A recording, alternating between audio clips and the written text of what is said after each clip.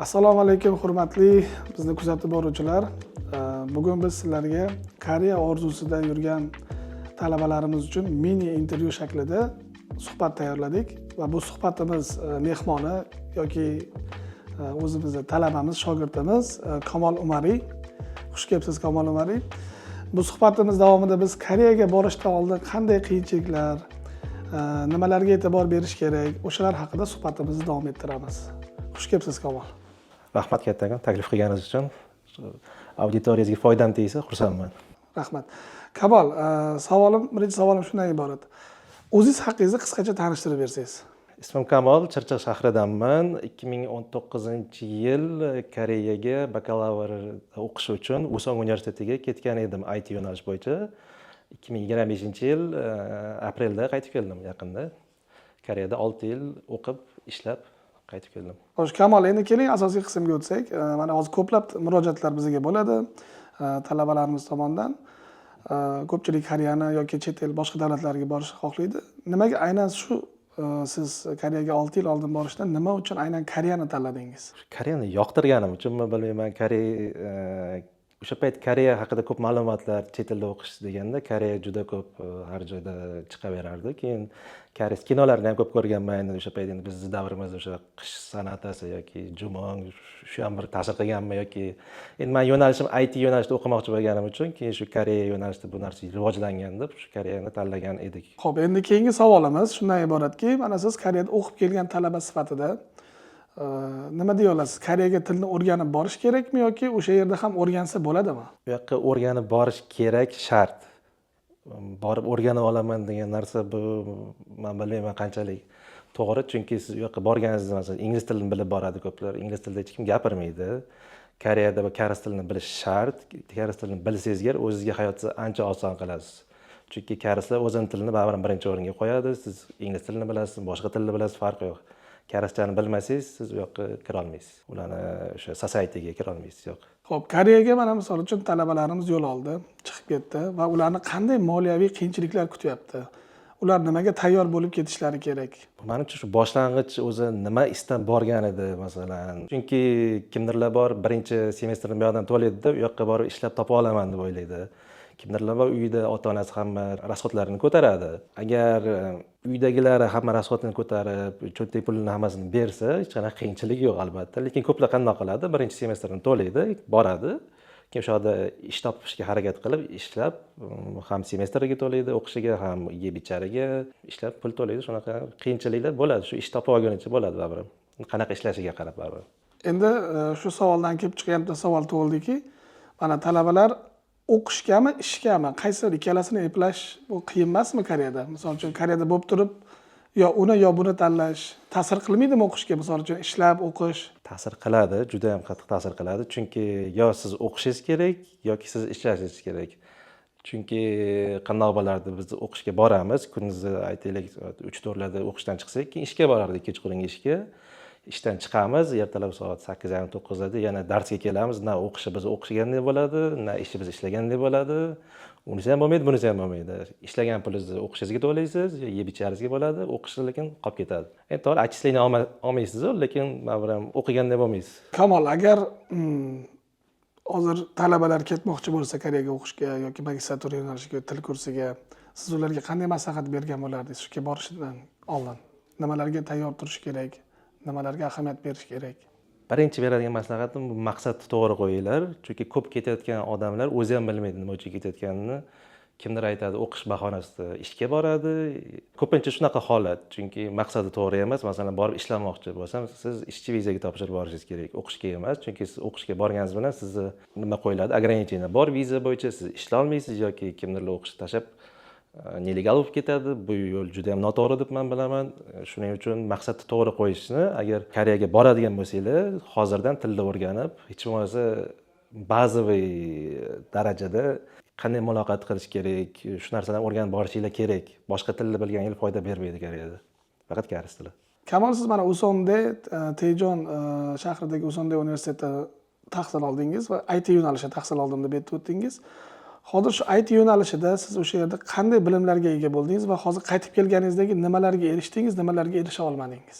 IT yo'nalishida ko'p darslar o'tilgan, to'g'ri, ko'p bilimlar olganman, lekin men 2022-yil ko'p shu narsaga berilib o'qiyotgan paytim o'zi tushunganim o'zim uchun IT bilan men ketmoqchi emasman. Chunki o'zi boshlarim og'rib ketadi kod yozaverib.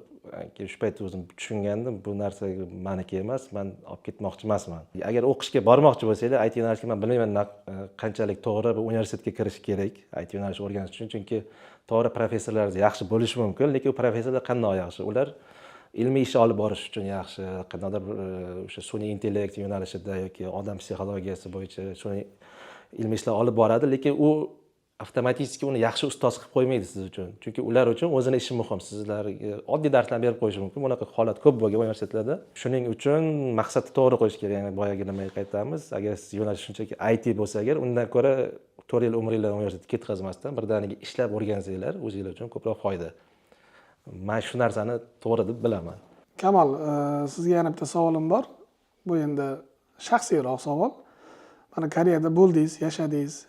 Eng qiynalgan kuningiz, eng qiyin bo'lgan anaqani esla olasizmi? O'shani bir bizga aytib bersangiz.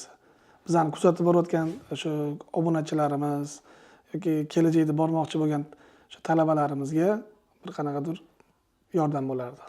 Eng qiynalgan kuningiz.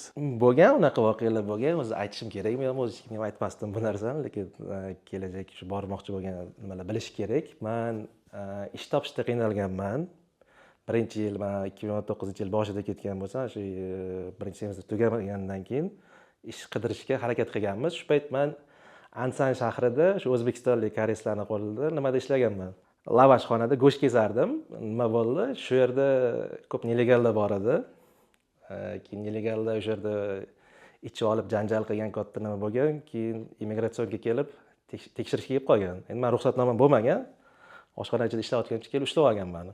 Endi Koreyaga kelganimga hali 6 oy ham bo'lmagan. Endi birinchi ishim, keyin immigratsiyonga qo'limga shunday kishanni solganda,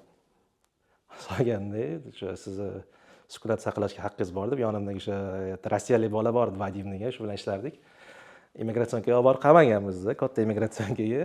Unaqa o'zi qilish kerak bo'lmagan, lekin bilmayman shunaqa qilishgan. Nima borishgan o'zimizdagi nima deydi, kiyimlarimizni anaqa qamoqxona kiyimlarini berib, anaqa palasati nimada unaqa suratga tushganmiz. Umrimda unaqa narsa bo'ladi, men bilan o'ylamagandim, lekin shunaqa narsa bo'ladi. Bu birinchisi, keyin yo'q, keyin shtraf to'lab xo'jayinimiz o'sha ishxona xo'jayini olib chiqib kelgan. Bu birinchisi. Keyin undan keyin ko'p joylarda ishlaganman. O'zbeklarning qo'lida bo'lgan bu narsa, tarvuzlarda ishlaganman. Pulimni ola olmaganman, o'zbeklar aldab ketgan. Keyin shunda yana qiynalib, semestrlarimiz boshlanganda rosa qiynalib qolgandim. Kechqurun ishga chiqardik, kunduzi o'qiymiz, na uyqu bor, na ish bor. Ishlagan pulimiz faqat universitet to'lashga ketadi. Keyin o'shanda esimda shunchalik pulim qolmagandiki, shu 600 won tanga yig'ib, bulochka sotib olganim esimda. Shunchaki qornim och edi, shundan ozib ketganman, qornim och, shu narsa esimda qolib ketgan haligacha. Shunaqa narsa shu yil rosa qiyin bo'lgan. Bo'lgan orada keyin o'sha tarvuz ishlagan, dalada yotganman ko'chada.